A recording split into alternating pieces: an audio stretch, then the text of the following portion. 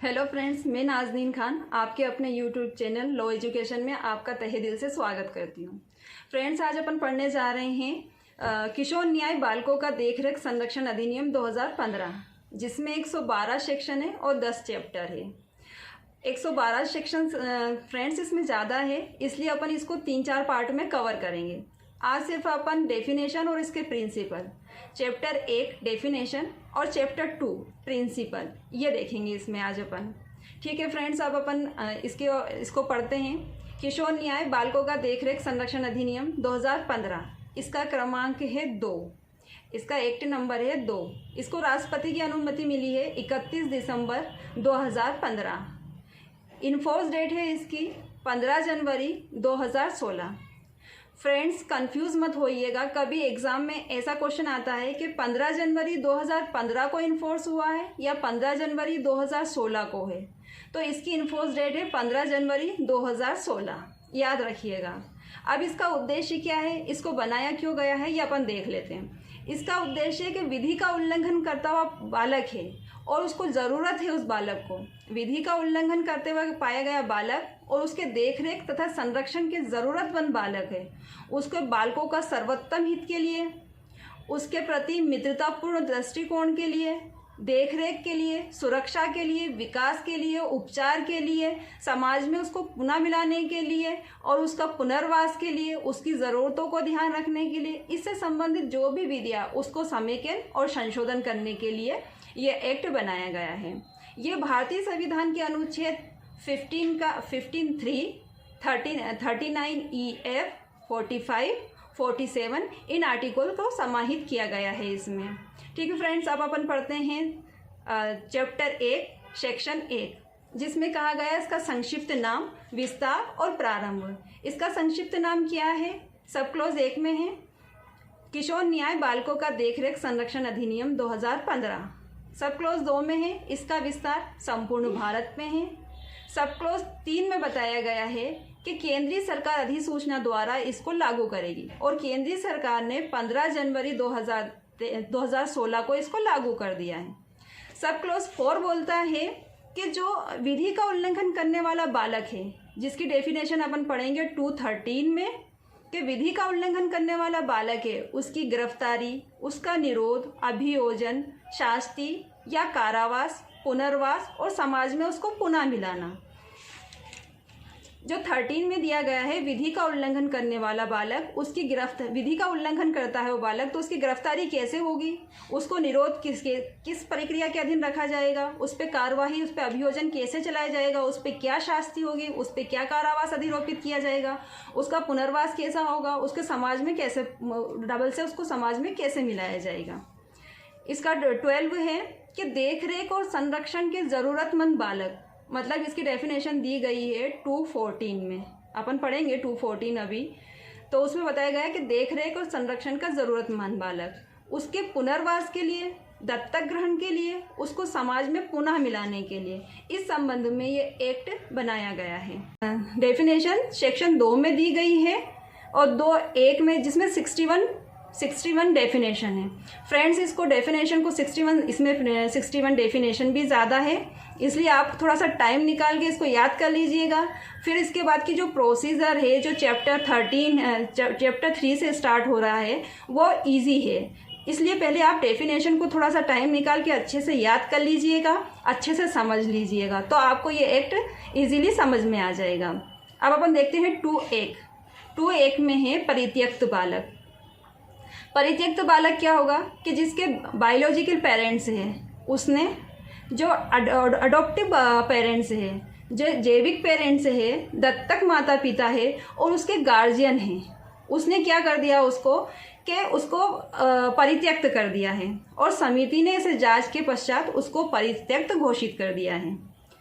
परित्यक्त बालक क्या होगा कि जिसे अडॉप्टिव पेरेंट्स ने, बायोलॉजिकल पेरेंट्स ने और उसके गार्जियन ने उसको परित्यक्त कर दिया है और उसको समिति ने सम्यक जांच के पश्चात उसको परित्यक्त घोषित किया है, यह है परित्यक्त बालक।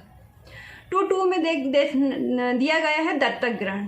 दत्तक ग्रहण से क्या अभिप्राय है कि दत्तक ग्रहण से कि उसके जो बायोलॉजिकल पेरेंट्स है उस बालक के जो बायोलॉजिकल पेरेंट्स है उसके विशेषाधिकार, दायित्व, जो राइट है, विशेषाधिकार है और उसके जो उत्तरदायित्व है उसके स्थायी रूप से समाप्त हो गए हैं। और जिसने दत्तक लिया है, जो अडॉप्टिव पेरेंट्स है, उनके विशेषाधिकार, उनके दायित्व, उनके राइट्स उसमें समाहित हो गए हैं और उनका वो क्या बन गया है, जैविक बालक बन गया है। ये बताया गया दत्तक में।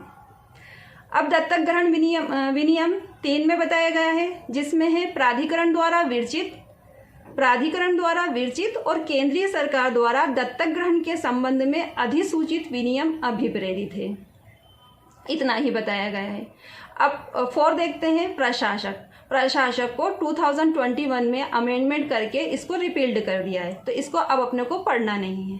5 में है पश्चातवर्ती देखरेख क्या होगी कि जिस बालक ने 18 वर्ष की आयु पूरी कर ली है लेकिन 21 वर्ष की आयु पूरी नहीं की है, 18 वर्ष की आयु तो पूरी कर ली है लेकिन 21 वर्ष की आयु पूरी नहीं की है, और उसने जो संस्था में रखा गया था उसे, जैसे संस्था भी पढ़ेंगे अपन, देखरेख संस्था, विशेष गृह, सुरक्षित स्थान, संप्रेषण गृह, ये सब जो संस्था में उसको रखा गया था उसने उसका त्याग कर दिया है क्योंकि उसके समाज की मुख्य धारा में उसको जुड़ना है। तब उसे क्या वित्तीय आवश्यकता होगी, उसे अन्य आवश्यकता होगी, तो उन आवश्यकताओं की पूर्ति करने के लिए पश्चातवर्ती देखरेख होती है, वो उससे तात्पर्य लगाया जाएगा। 5 में इतना बताया गया है। 7 में है प्राधिकरण से है धारा 16 में केंद्रीय दत्तक ग्रहण स्त्रोत प्राधिकरण अभिप्रेरित है। जब अपन 68 पढ़ेंगे तब अपन देखेंगे तो केंद्रीय दत्तक स्त्रोत प्राधिकरण क्या होगा। 8 में है भीख मांगने में बताया गया है कि कोई बालक भीख मांगने कब कहा जाएगा, तब वो लोक स्थान पर या प्राइवेट स्थान पर, या तो वो लोक स्थान पर मांगेगा, पब्लिक प्लेस पे या प्राइवेट प्लेस पे भीख की याचना करता है, या वो स्वयं बालक अपना स्वयं का या किसी अन्य व्यक्ति का या किसी जीव जंतु का क्या करता है, रोग या उसको जो क्षति हुई वो क्षति वो प्रदर्शित करता है, वो दिखाता है कि उसे भिक्षा दी जाए, वो होता है भीख मांगना। 9 है बालक का सर्वोत्तम हित, जो अपने को सिर्फ हेडिंग याद रखना है कि बालक का सर्वोत्तम हित काय में दिया गया है। 10 में है बोर्ड से तात्पर्य है धारा 4 में बोर्ड का गठन। 11 में है केंद्रीय प्राधिकरण से तात्पर्य है सहयोग संबंधी हेग कन्वेंशन 1993 के अधीन उस रूप में मान्यता प्राप्त सरकारी विभाग अभिप्रेरित है। बालक 12 में बालक चाइल्ड, जो 18 वर्ष से कम आयु का है। बालक से तात्पर्य क्या है, जो 18 वर्ष से कम आयु का है। 13 में है विधि का उल्लंघन करता हुआ बालक।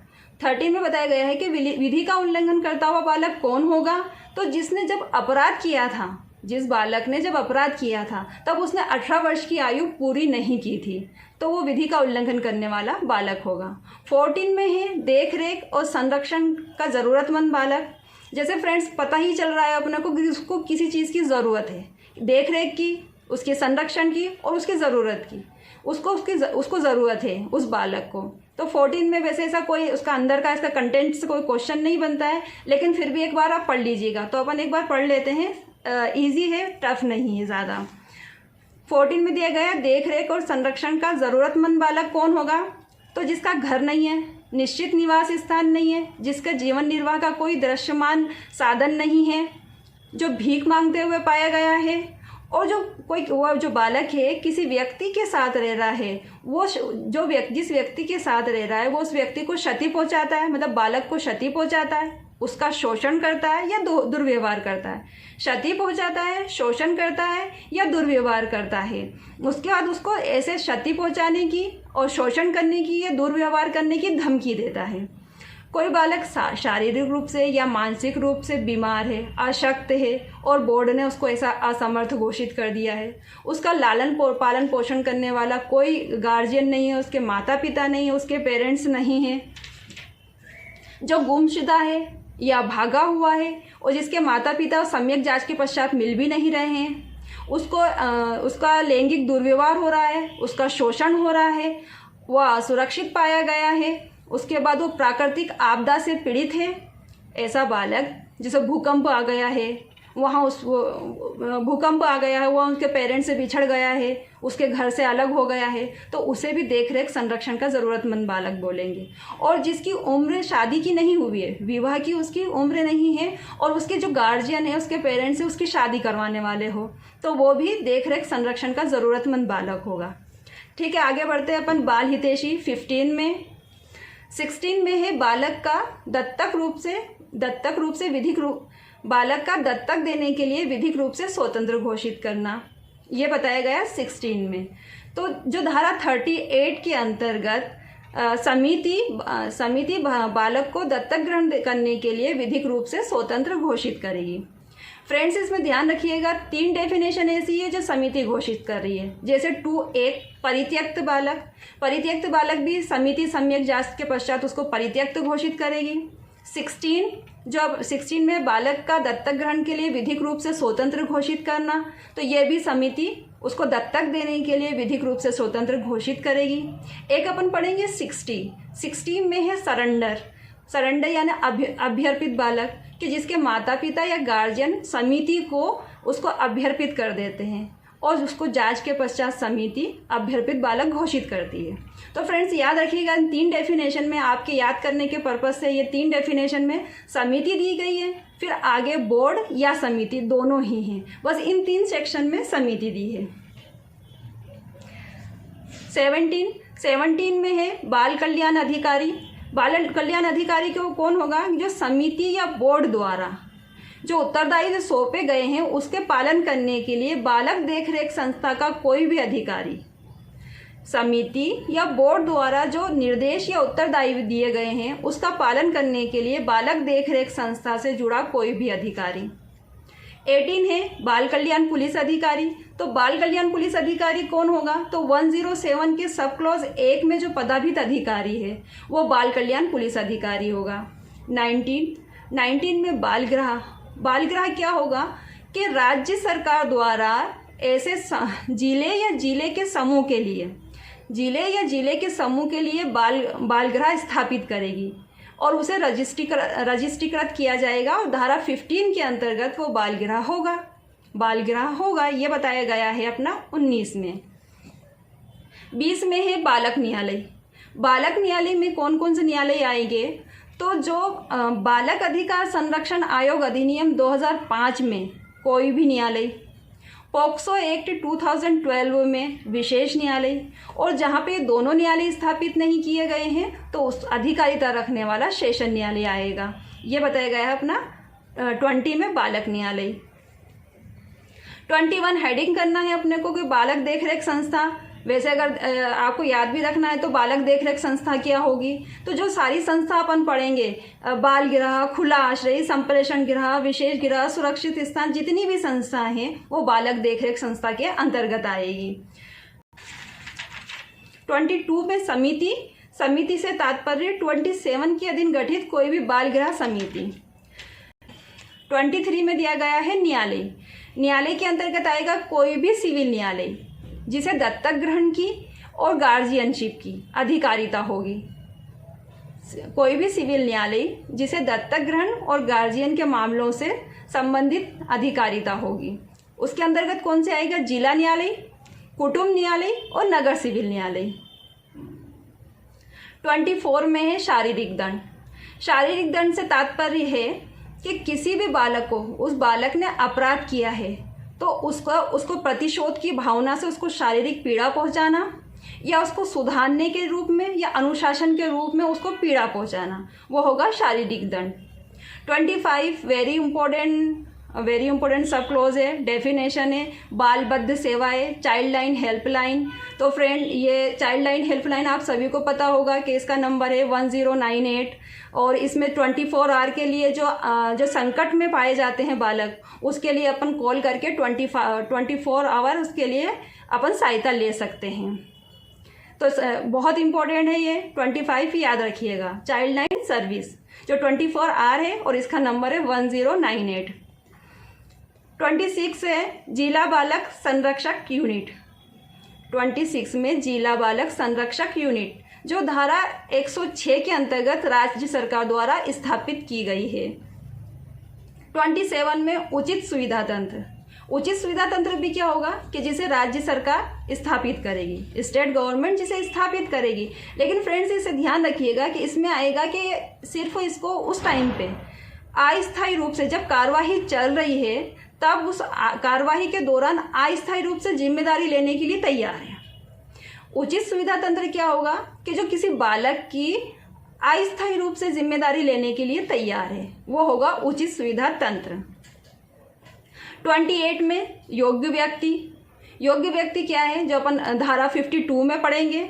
यहाँ बता देते हैं कि डेफिनेशन में क्या लिखा है। डेफिनेशन में यही है कि समिति या बोर्ड द्वारा कार्यवाही के दौरान बालक को उस योग्य व्यक्ति, उस व्यक्ति के समक्ष रखना, उन व्यक्ति के पास रखना कि वो योग्य है। जांच के पश्चात जैसे समिति या बोर्ड को लगता है कि ये योग्य व्यक्ति है, तो उसको, बालक को उसकी देखरेख में रखना, वो योग्य व्यक्ति होगा। 29 में पोषण देखरेख है। 31 में गार्जियन है।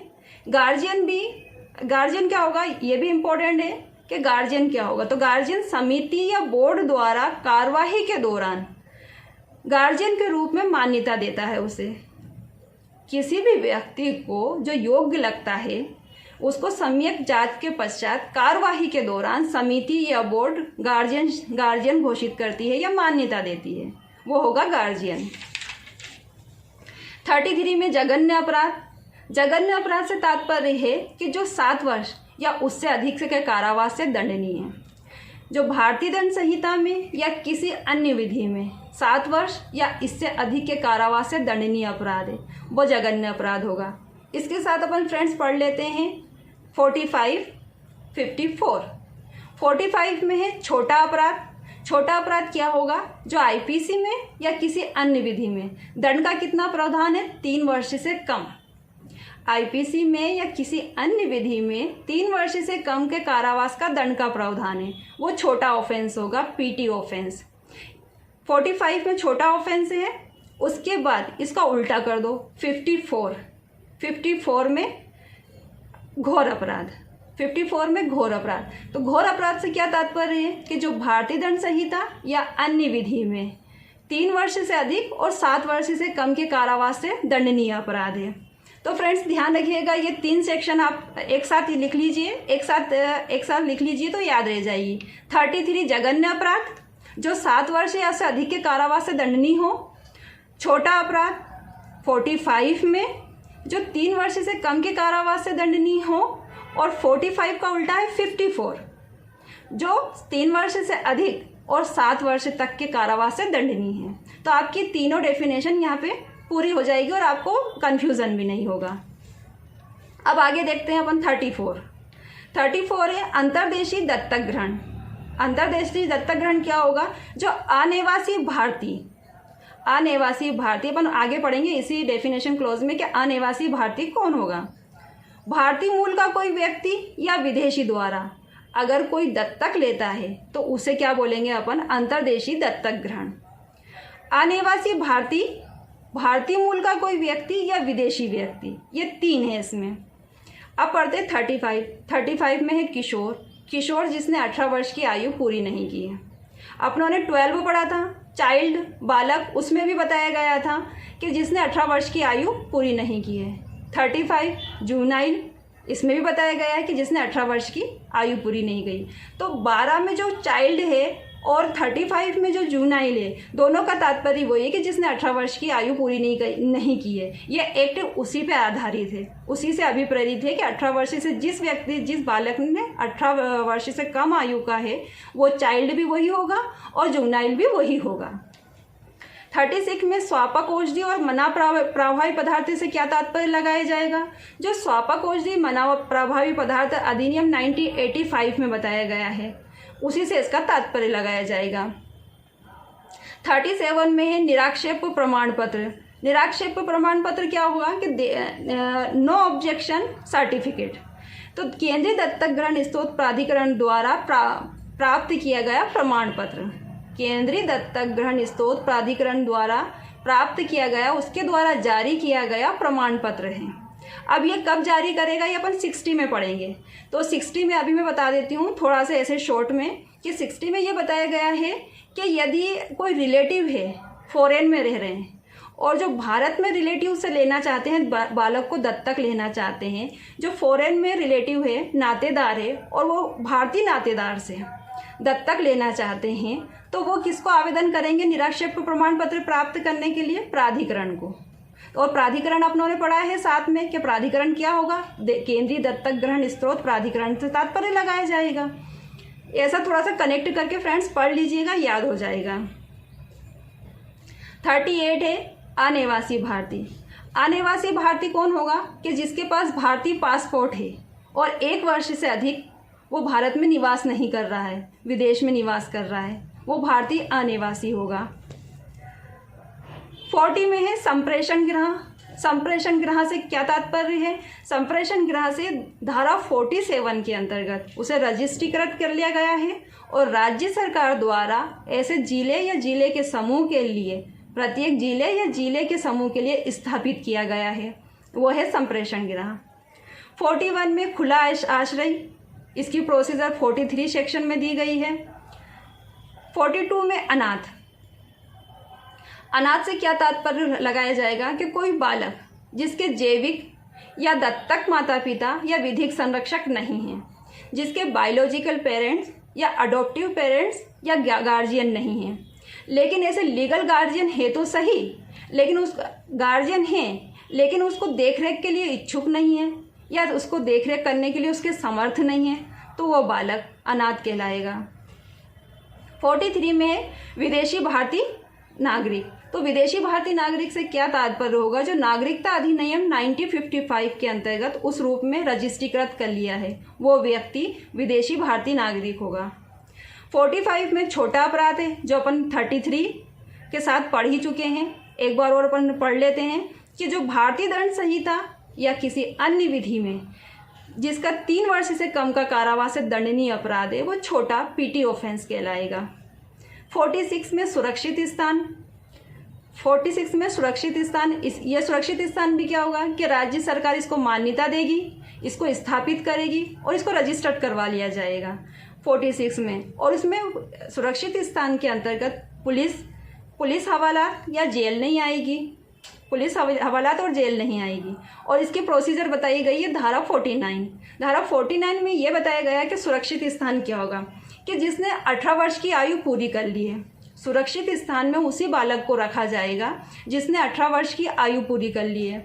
और 16 वर्ष से, एक तो 18 वर्ष की आयु पूरी कर ली है उसको सुरक्षित स्थान में रखा जाएगा, और एक 16 वर्ष से अधिक आयु का व्यक्ति है जिसने 16 वर्ष की आयु पूरी कर ली है और उसने जघन्य अपराध किया है, उसने जघन्य अपराध किया, उस व्यक्ति को सुरक्षित स्थान में रखा जाएगा। ये बताया अपना 49 में। सेक्शन 49 जब पढ़ेंगे तब 49 में बताएगा कि सुरक्षित स्थान क्या होगा।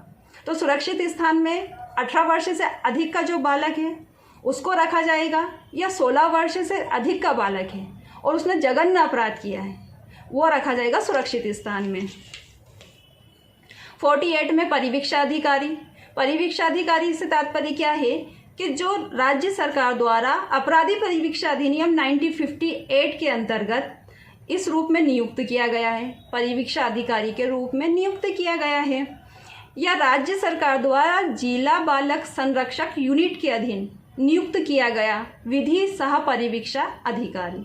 2 अधिकारी है इसमें, एक तो है एक है परिवीक्षा अधिकारी, दूसरा है विधि सह परिवीक्षा अधिकारी। फ्रेंड्स 2 ध्यान रखिएगा कि परिवीक्षा अधिकारी के अंतर्गत 2 व्यक्ति आएंगे, 2 अधिकारी आएंगे, एक तो परिवीक्षा अधिकारी स्वयं खुद आएगा और एक विधि सह परिवीक्षा अधिकारी भी इसके अंतर्गत आएगा। 50 में है लोक स्थान। लोक स्थान से क्या तात्पर्य है? कि अनैतिक व्यापार निवारण अधिनियम 1956 की धारा 2H में बताया गया है।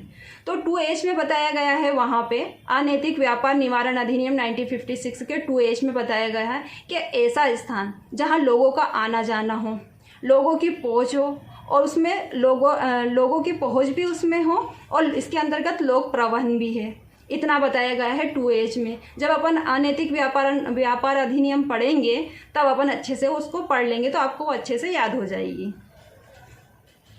52 में है नातेदार। नातेदार से क्या अभिप्राय थे, रिलेटिव से क्या तात्पर्य लगाया जाएगा।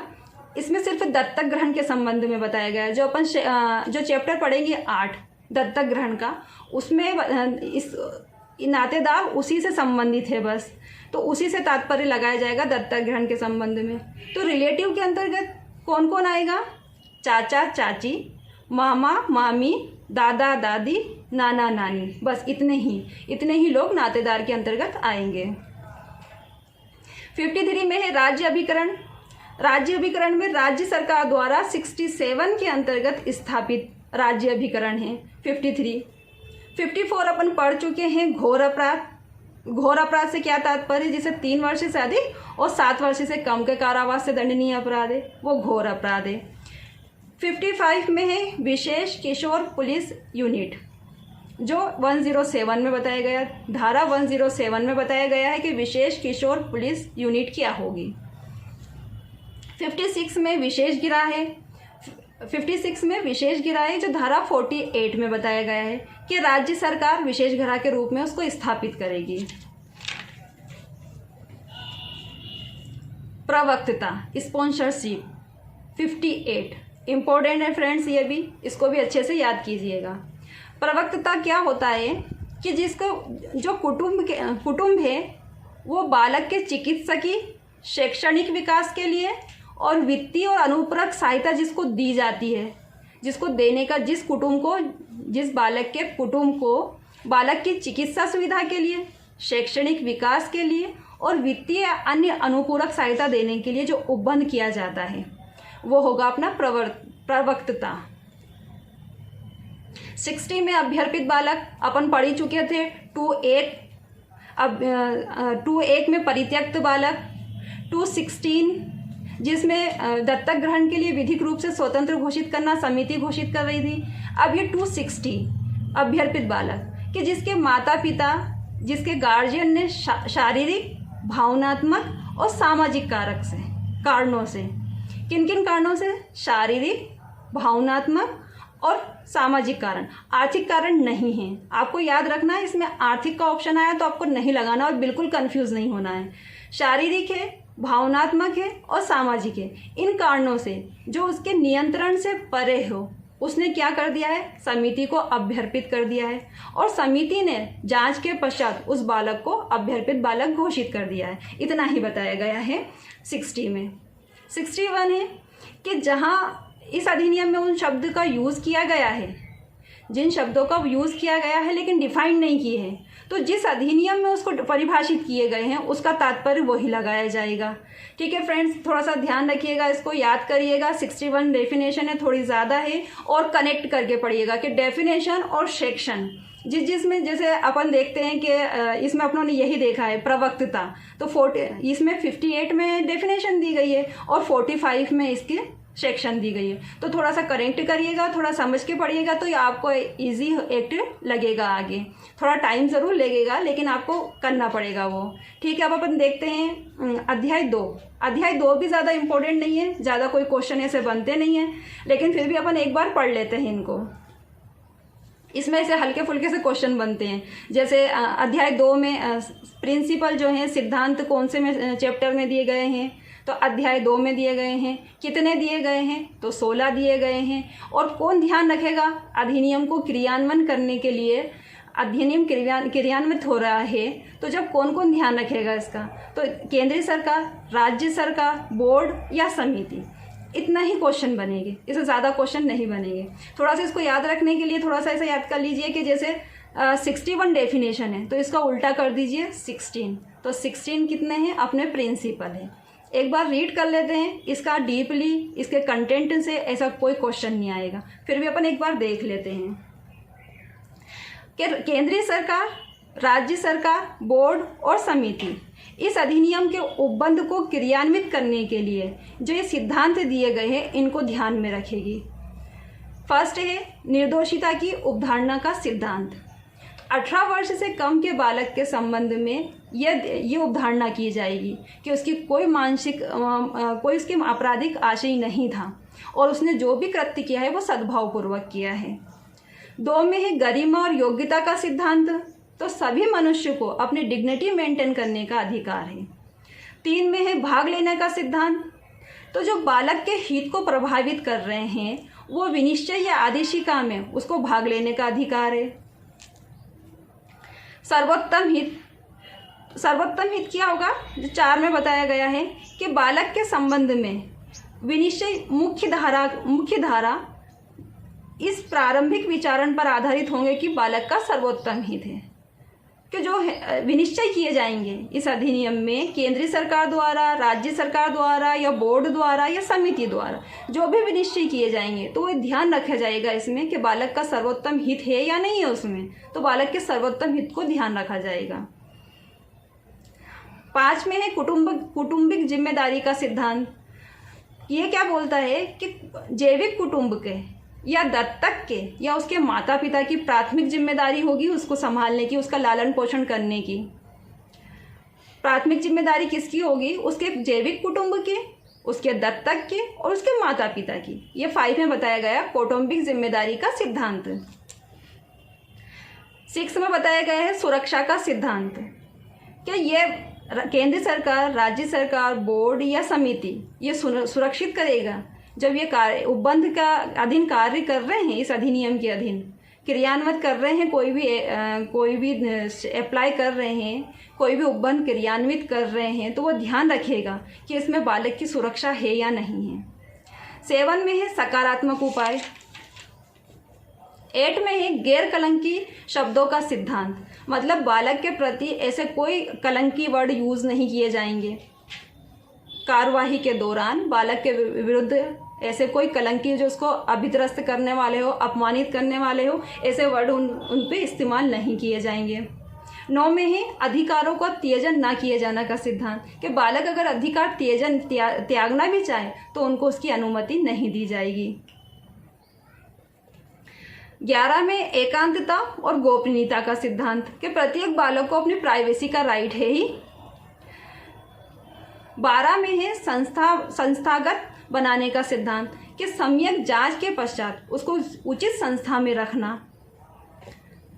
13 में है समप्रत्यावर्तन और प्रत्यावर्तन का सिद्धांत, कि बालक को समाज की मुख्य धारा में जोड़ना, उसका संप्रत्यावर्तन करना समाज से। किसी संस्था में है तो समाज में संप्रत्यावर्तन करना, उसको उसमें परिवर्तन करना, उसमें लाना। ये 13 में। 14 में है नए सिरे से शुरुआत करने का सिद्धांत, कि किसी भी बालक के जो पुराने अभिलेख हैं उनको सबको नष्ट कर दिए जाएंगे, समाप्त कर दिए जाएंगे और नए सिरे से शुरुआत की जाएगी। 15 में है अपयोजन का सिद्धांत। 16 में है नैसर्गिक न्याय का सिद्धांत। नैसर्गिक न्याय के सिद्धांत के अंतर्गत रिजु विचारण किया जाएगा, उचित सुनवाई का अवसर दिया जाएगा और पक्षपात व्यवहार नहीं किया जाएगा और उसको रिव्यू करने का भी अधिकार होगा। ये बताया गया नैसर्गिक न्याय के सिद्धांत में। तो फ्रेंड्स ज़्यादा टफ नहीं है, बस थोड़ा सा टाइम लगेगा इसको याद करने में और थोड़ा टाइम देना पड़ेगा आपको। वो अगले वीडियो में अपन कवर करते हैं। ठीक है, लाइक कीजिए इसको, सब्सक्राइब कीजिए और ज़्यादा से ज़्यादा शेयर कीजिए। Thank you.